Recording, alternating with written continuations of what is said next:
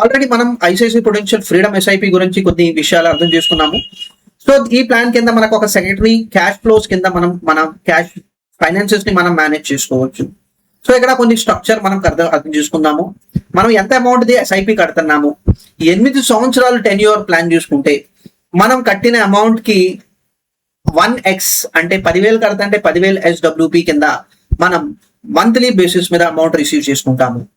అదే మనం 10 సంవత్సరాలు ఎస్ఐపి టెన్యూర్ ప్లాన్ చూసుకుంటే మనం కట్టిన అమౌంట్ మీద మనకి 1.5x టైం మనం SWP అమౌంట్ తీసుకోవచ్చు. అదే విధంగా 12 ఇయర్స్ ఉంటే 2x టైమ్స్, 15 సంవత్సరాల కోసం టెన్యూర్ ప్లాన్ చేసుకుంటే 3x టైమ్స్, 20 ఇయర్స్ కోసం ప్లాన్ చేసుకుంటే 5x, 25 చేసుకుంటే 8x, అదేవిధంగా 30 సంవత్సరాలు చేసుకుంటే మనం 12x అమౌంట్ అనేది మనం రిసీవ్ చేసుకుంటాము. ఇది క్లియర్ ఇండికేషన్. ఎస్ఐపి టెన్యూర్ ఖచ్చితంగా మనం స్టార్ట్ చేసినప్పుడు ప్లాన్ చేసుకోవాలి. ఆ టెన్యూర్ తగ్గట్టు ఆ టెన్యూర్ దాటిన తర్వాత ఆటోమేటిక్లీ ఒక డిఫాల్ట్ మంత్లీ SWP అనేది స్టార్ట్ అయిపోతుంది. మళ్ళీ మనం అప్లికేషన్ ఫిల్ చేయాల్సిన అవసరం లేదు.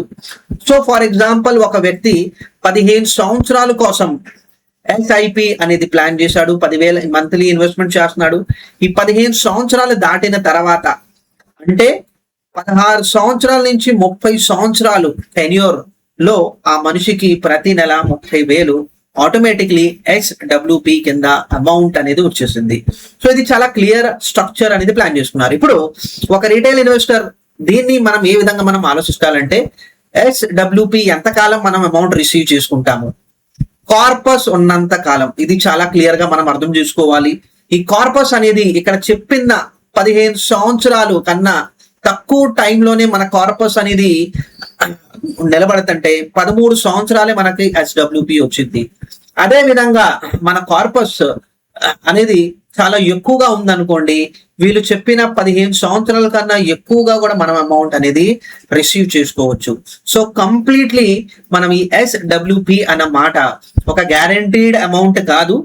ఫస్ట్, రెండోది కార్పస్ నిలబడిన దాకా మనకి SWP అమౌంట్ అనేది కంపెనీ ఇచ్చింది. సో చాలా క్లియర్ స్ట్రక్చర్ మనకి ఇచ్చారు.